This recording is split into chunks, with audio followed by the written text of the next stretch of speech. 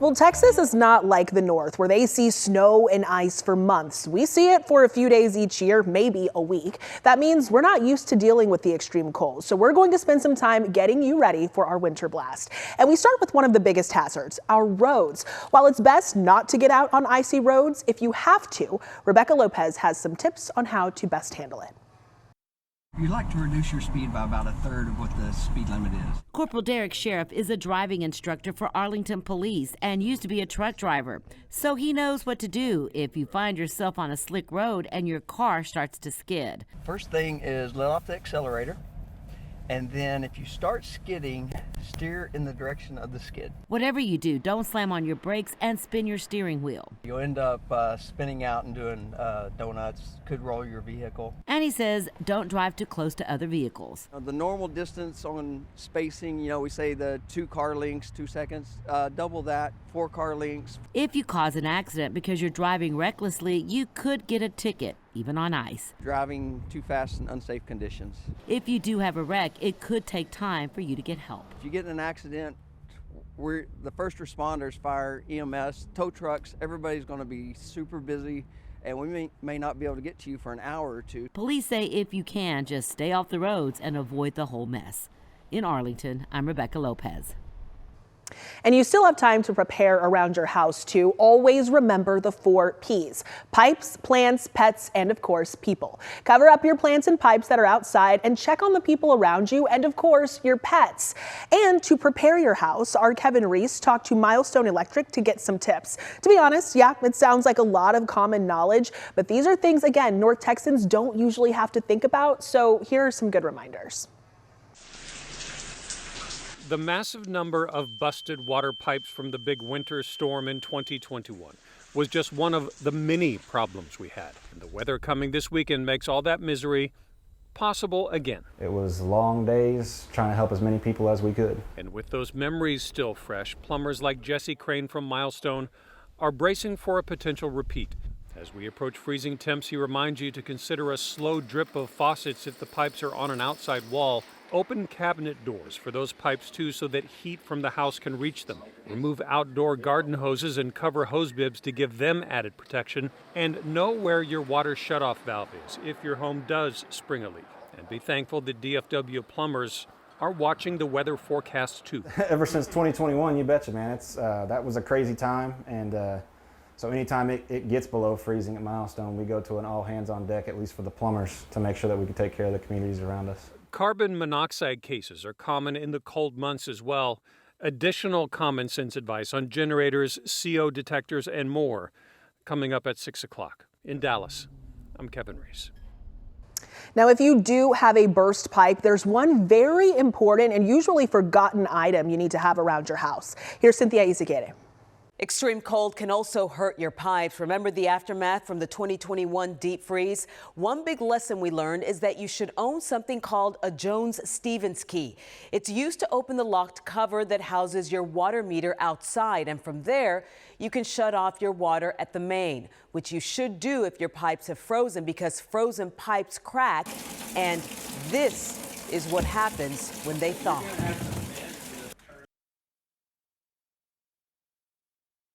It's not just the indoor plumbing that needs attention. Lots of people have pools, and those need a bit of attention before we hit that extreme cold.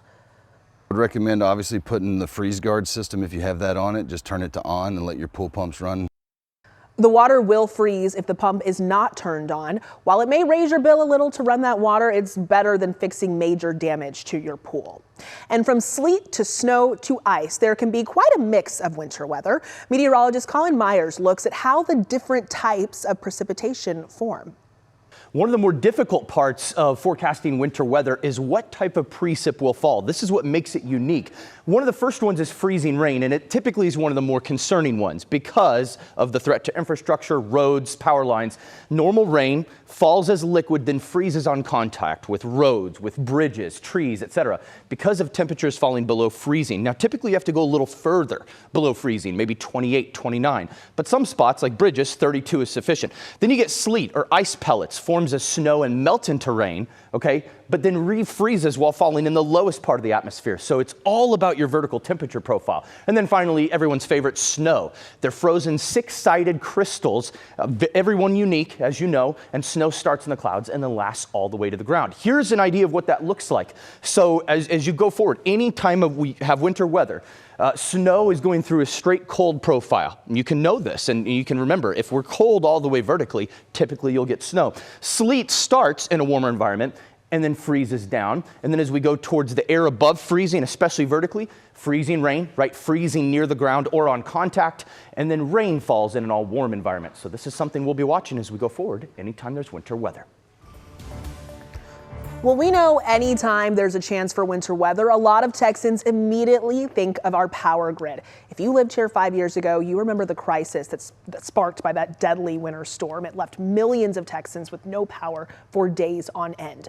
ERCOT says a lot has changed since then, from additional sources of fuel, of natural gas, if natural gas runs low, to more scheduled winter maintenance and all the generators being weatherized. So as we brace for winter weather, of course, we always talk about the 4 Ps: pipes, pets, people, and plants.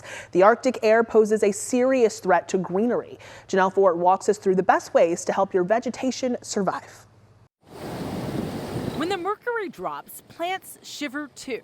But don't worry, keeping your greenery safe isn't as hard as it sounds. How do you guys typically protect them? Yeah, great question. So we obviously have these great kind of rings these little hoops we made last year in preparation for the weather. So these are frost cloths. That's Derek Carroll. It's like this flame acanthus where, it's not looking its best, but it's surviving. And that's Sonia Spray. They're the co-owners of Native Gardeners, a plant nursery in Euless. You may recognize them from their gardening videos on TikTok. Everyone's favorite, Texas bluebonnet. They say what you should do to protect your plants depends largely on the type of plant. So the best thing to do is to about 1 inch to 2 inches of mulch around the base of the plant material, especially for native plants. For your more exotic or tropical plants, Derek says they need extra care. Think of it like giving them a winter jacket. These are really easy, just making sure to wrap them around if you've got shrubs outside. And if you want to go the extra mile, adding lights can help keep them warmer. For us, we've got these incandescent Christmas lights. For potted plants, they say to treat them like house guests. They're going to get cold on all sides of their roots rather than roots that are underground. So that'd be another thing to bring into your garage or onto a covered patio. And don't forget hydration. Believe it or not, watering your plants before freeze can make a big difference. That water will keep it a little warmer. Even though the temperatures dropped a few days ago, they say it's not too late to act. Especially since we haven't had precipitation yet. So I would say even now, even if you haven't, I wouldn't give up. A little preparation goes a long way and can make all the difference come springtime. In Euless, I'm Janelle Ford. Well, it is a simple fact. North Texans don't typically drive on a lot of slick, icy roads, which means we see a lot of accidents all across the area. So let's get over to traffic anchor Erica Lopez for some help with that.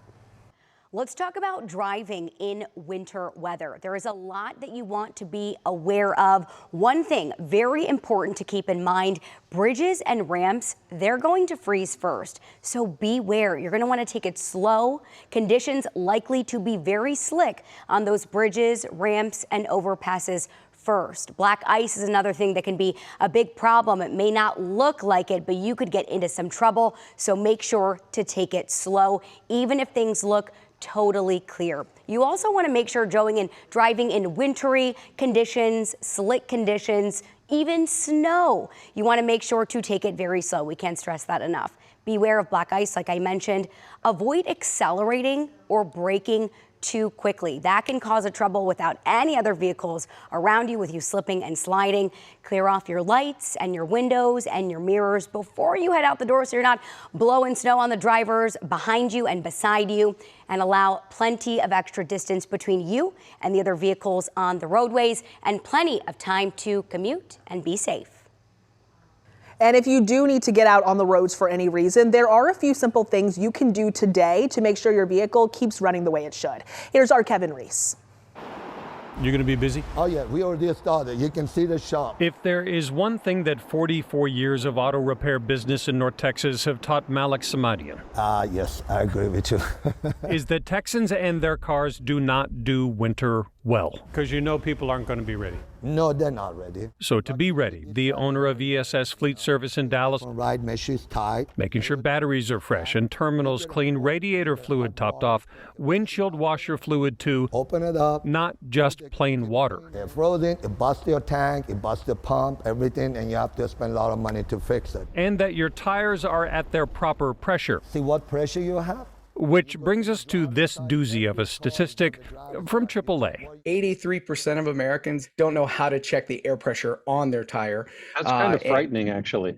Yeah. Tire sensors are triggered by pressure changes in cold weather. If you're part of that unknowing 83%, have them checked by someone in the other 17. Because if you hit the ice and your tire pressure's up, your vehicle's gonna slip, hitting the other vehicle. Just be careful out on the roadways and make sure you use common sense. I have a lot of my customers call me, hey, I'm stuck. He says don't be that guy this Can we time. get the red cap? In Dallas, I'm Kevin Reese.